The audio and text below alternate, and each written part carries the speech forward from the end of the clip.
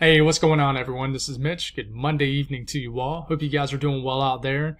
And have had yourselves a great Monday, great start to your week. And I appreciate you folks joining me this evening as we kind of re-go over some of the information we discussed in yesterday evening's video. But we'll kind of give you new information, right? And try to figure out what's going to happen really the last several days of May. We'll discuss the weather between now and the rest of the week, even talk on this weekend with a low pressure that could develop off the coast of the southeast. In fact, I really think it will. It's just, is this going to be tropical in nature, a non-tropical low, a subtropical low, hybrid low? What is it going to be? We'll certainly try to figure it out, kind of try to figure out who's going to see a lot of rain off of it that could really dampen someone's Memorial weekend, whether it's for Saturday, Sunday, and Monday. We're not quite sure, but there's a lot of interesting features that could pull this system one way or the other, so we'll talk about that. And then we'll talk about the fact that we could have really a chance of severe storms really between now and the foreseeable future in areas of the plains. And we'll talk about why, kind of discuss what areas I'm really watching over the next several days. And we'll even talk about some smoke, wildfire smoke from fires in Canada has actually already drifted into northern portions of the lower 48 and eventually drift all the way to the eastern U.S., the mid-Atlantic, the southeast, create some hazy conditions. Which sometimes can create some really nice sunsets, some vibrant sunsets, different colors. So we'll talk about all this for you guys, try to get it figured out. If you folks have not subscribed, certainly consider doing that. Like the video if you like. You ever consider joining my channel, the Join tab is under the video, or you can go to my YouTube header and there's a Join tab right here. Got 25, 26 great members that support me, and I really appreciate all y'all who do. And if you guys got anything that I can pray about or pray over, as always, please put it in the comments below. It gives me an opportunity to pray over it, and it gives others an opportunity to do so too. Might notice something different towards the end of the work week, guys. I ordered a white screen, kind of same thing as a green screen, but this will be white. So I think it's time that I get my bedroom out the background. I know that I like to keep things personal on my channel, but I think seeing the bedroom behind me is a little too personal, and something I should have invested in a long time ago. So as we get into Saturday and Sunday, if you notice all of a sudden you don't see my box fan behind me, my bed behind me, my drawer behind me anymore, it's because there's a white screen behind me. So I think it's time to certainly upgrade that part of my channel. But let's talk about the weather here. A couple interesting things going on. First off, you got the initiation of severe storms that's popping off in western Texas, and we'll certainly watch for a little bit of a tornado threat over the next few hours. And then the next thing to really discuss is this outflow kind of moving from the northeast to the southwest across areas of Alabama. And behind it, rain-cooled air really sparks rising motion in air from these outflows, sparks the initiation of showers and storms, and that has certainly been the case. Behind it, you get those showers and storms and rainy conditions, and that's why you got a lot of rainy conditions in Georgia and Alabama right now. And you can actually see it if you look hard right here. That's a little line kind of moving west, southwest across Alabama. These features are really cool to look at in the summer. To me, about one of the only interesting things in summertime to watch is these outflow boundaries. If you look at this part of your screen up here, pretty clear conditions, but if you kind of look, there's a little bit of a blurriness, like a haze up here. That is wildfire smoke from wildfires up here, I believe in western Canada. Pretty wild to see. This is creating a lot of hazy conditions, not just across the Midwest and the central and high plains, but also across areas of the Ohio Valley, the northeast. This will eventually try to drift into the southeast over the next couple of days. But if you look at the actual radar surface, a lot of severe thunderstorm warnings ongoing, a couple north of Lubbock, Childress, Paducah, Texas. Most of the active weather, there's some storms starting to pop off around the Amarillo area, but most of it is to the west of the east of Amarillo, and a lot of storms ongoing around the Midland, Lubbock, already mentioned that, Crane, Fort Stockton, Sanderson. You guys have a lot of storm activity, even a severe warned storm here in far southeast New Mexico. The next thing we'll discuss is this outflow. You can barely see it right into here, but it's there. There's an outflow moving in this general direction, and this is sparking a lot of shower and storm activity behind it, and just lingering rain back in Atlanta. Certainly a lot of storm activity ongoing in southern Georgia, but most of this is just heavy rain at this point. And we actually will move into Florida. A lot of big storms, a lot of heavy rain ongoing in inland Florida. Not much at the coast, especially the western coast.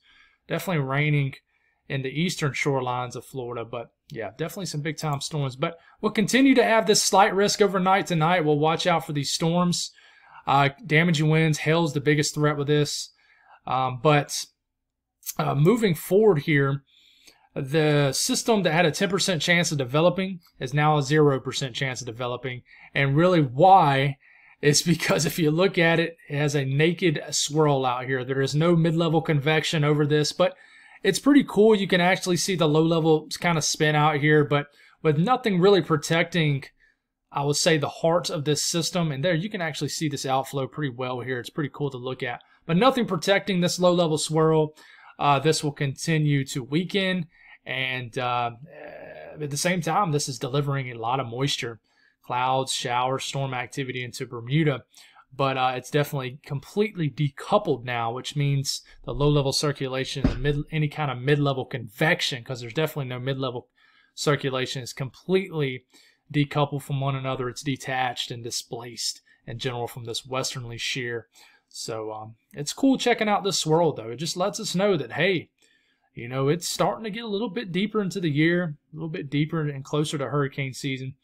But the threat for severe storms tomorrow, you have a slight risk of severe storms a little bit further east and southeast than the threat for today. Some of the same areas are under the gun, but it's the same kind of setup. You got a moist flow.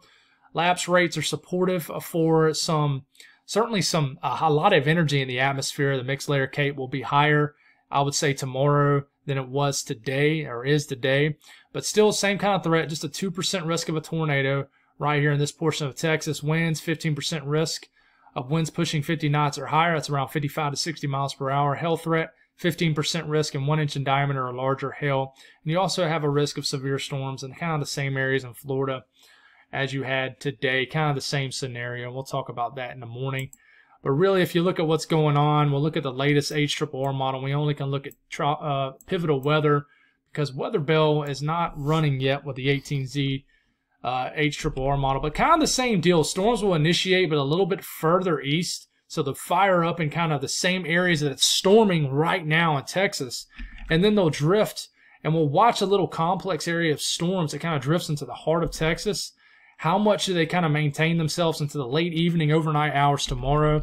But I would say watch out in this area of Texas tomorrow for some stronger storms right into here. This region of Texas needs to watch out for some more stronger storms in general as these storms work their way through kind of late afternoon and become much more widespread in the evening hours right into here. And this will continue to kind of be the general trend, I would say. And this is because you have kind of a feature where at the low level, you have low level moisture.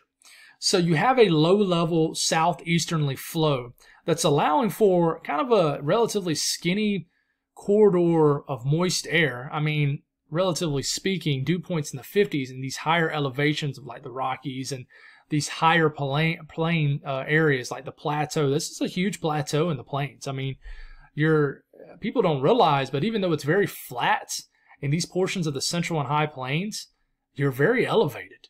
I mean, certain areas are higher than the Appalachian Mountains. In fact, many areas are once you get into like western areas of Nebraska, things like that. So the higher up you get, the less moisture is needed to really kind of moisten up the atmosphere, if that makes any sense. But, you know, you don't have a stout flow, but I mean, you got dew points in the 60s, no real deep moisture unless you get further south.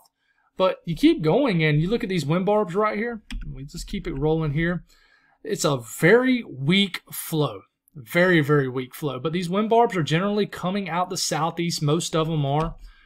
So this is allowing for kind of at the western edge of this kind of ridge of high pressure, if you will, is allowing for a continuous kind of push of low-level moisture. And these are dew points, not temperatures. And it's enough to, I mean, keep the atmosphere supportive for some strong to severe storms, especially in the southern plains initially. Now, we get a little bit deeper into the week, closer to the weekend, this is when we need to watch for some severe weather, maybe a little bit further north into Nebraska, maybe the Dakotas. We'll certainly watch out. But this continues, guys. I mean, we get into Friday, we get into Saturday.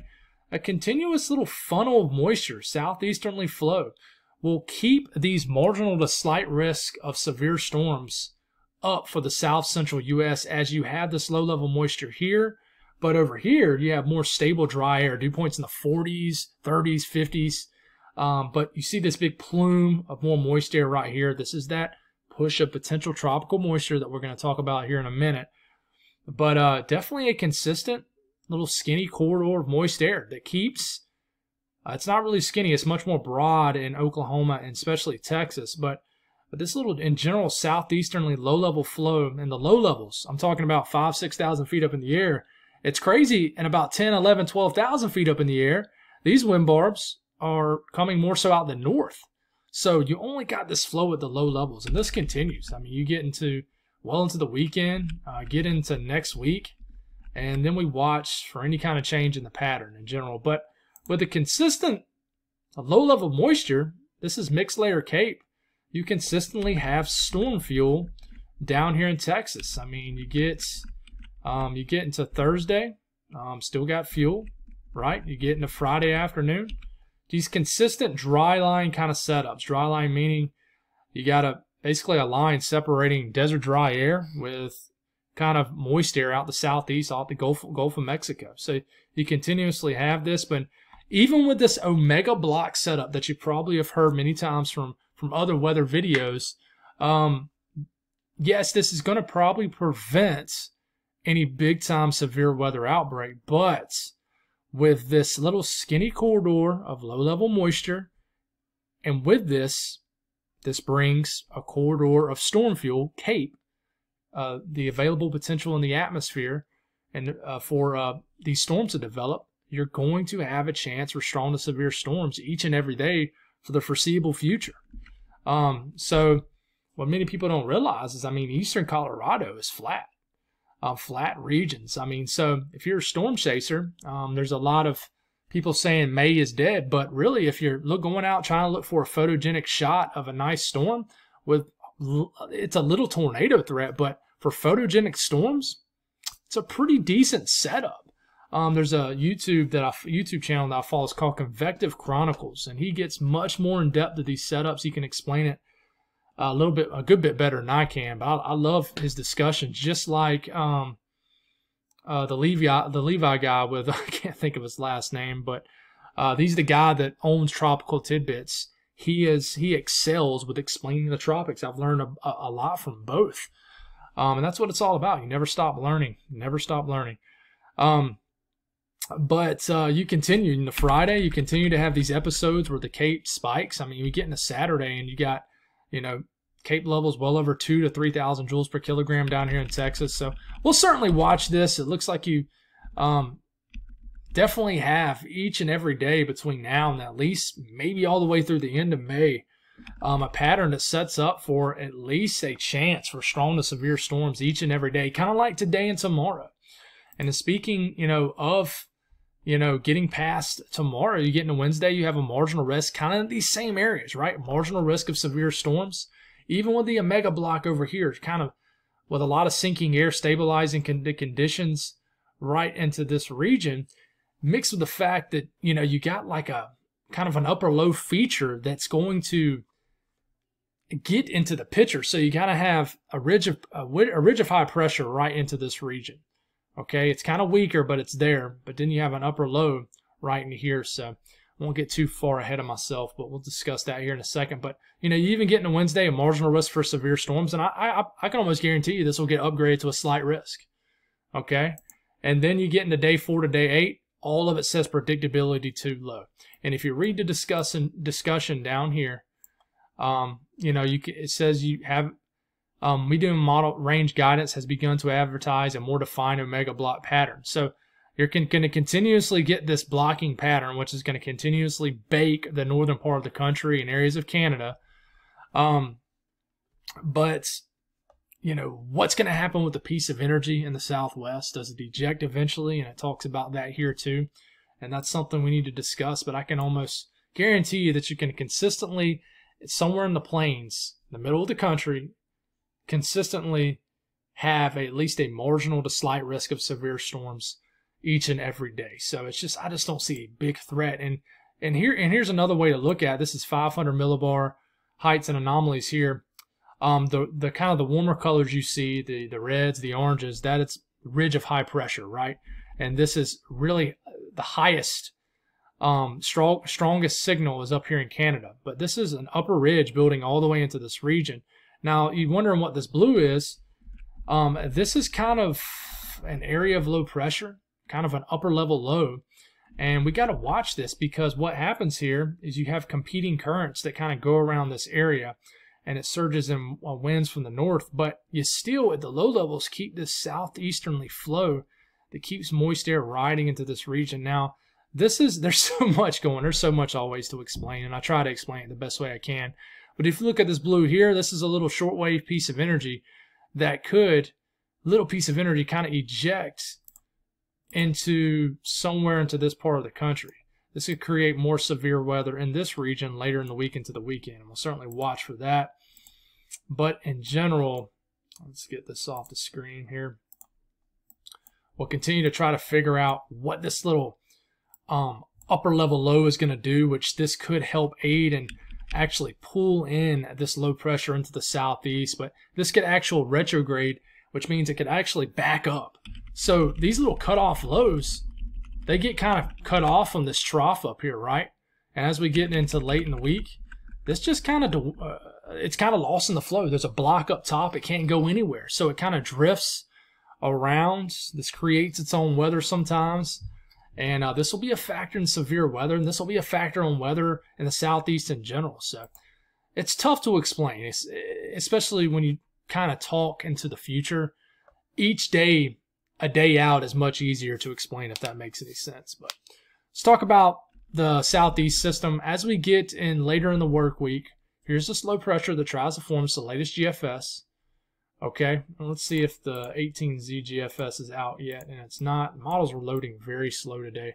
But, you know, you get into Thursday evening, you got a little bit of a low pressure popping off here off the coast of the Carolinas. What does it do? The latest GFS, it looks like it gets influenced by this cutoff low, which flow around this cutoff low kind of goes like this. And this is where a potential low could be, a little cutoff low, upper level low.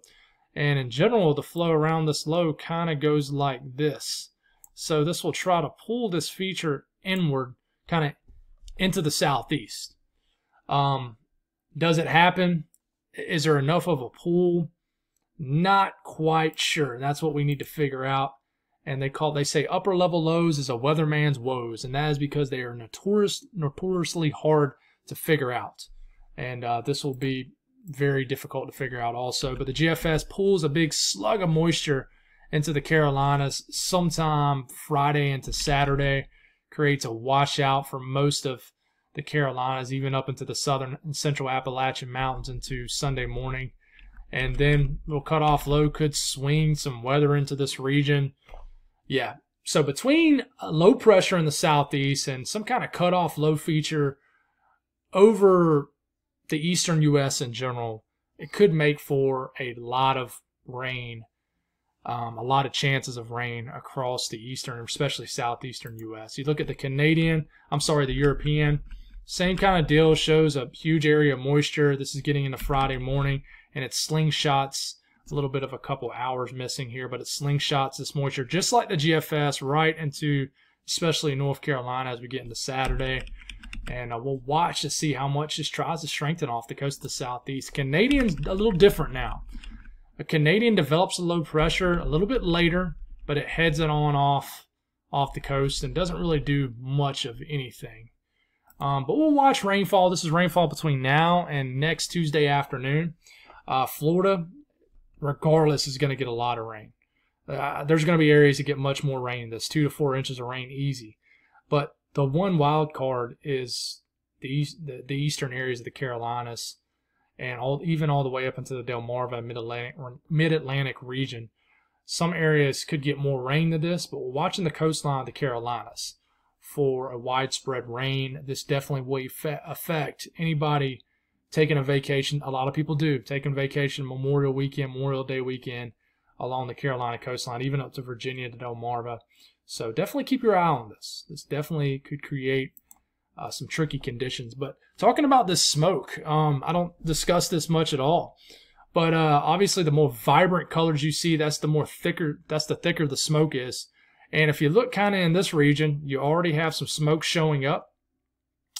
And I don't pretend like I know how to read the carbon extinction aerosol optical thickness. I don't understand what any of that means. All I know is the more vibrant colors you see is the more thick the smoke is. So, I don't try to pretend like I know something that I don't. I try to keep it real with you guys. But what I do know is the way the wind pattern's set up, I expect as we get into Tuesday, man, my folks up into the UP, Stephen, if you live up into the UP of Michigan, northern areas of Minnesota, northern Wisconsin, tomorrow evening, it could get quite smoky for you guys. And I mean, you stop it right here, it's pretty hazy across the entire eastern U.S. Showing a lot of smoke all the way down the eastern seaboard. But I would say, man, overnight, you might wake up Wednesday morning to some very smoky conditions. If you live basically from North Dakota through Minnesota, through Wisconsin, Chicago, the heart of, now this could tweak a little bit, but the heart of Michigan, if you're in Buffalo, Erie, I mean, basically if you're the northeast U.S. bordering the Canadian line here, very smoky conditions, and this could push into the mid-Atlantic. So we'll certainly watch what this does. This will probably mess up air quality, make it a little bit hard to breathe, but we'll certainly try to figure out, and we'll give you another update on this tomorrow evening, because this certainly does affect people who just already have issues with breathing and with air quality and stuff like this. For more sensitive people to that. So that's all I got, guys. Thank you all for tuning in this evening. I'll try to be able to explain all the features a little bit better. I felt like I got a little sloppy in there in the middle of the video, but we'll try to figure it out. One of my biggest goals with these videos is just explain things, trying to flirt with, explaining weather to you guys instead of just jumping on here and say this is potentially going to happen and heading out. I know a lot of people would much rather it be like that, but I like to try to explain things in ways people can understand. And there's honestly things that I still have a hard time understanding, but I'm always learning. And I've learned, I would say, 5 times as much knowledge about the weather since just beginning this YouTube channel a few years ago compared to when I started. So I've been learning with you guys. I learn from other people, and I'm a big on never stop learning, especially with something you're passionate about. So anyways, I'll get off that. You guys have an excellent evening, and I'll be with you guys this evening. I'm sorry, I'll be with you guys in the morning. God bless.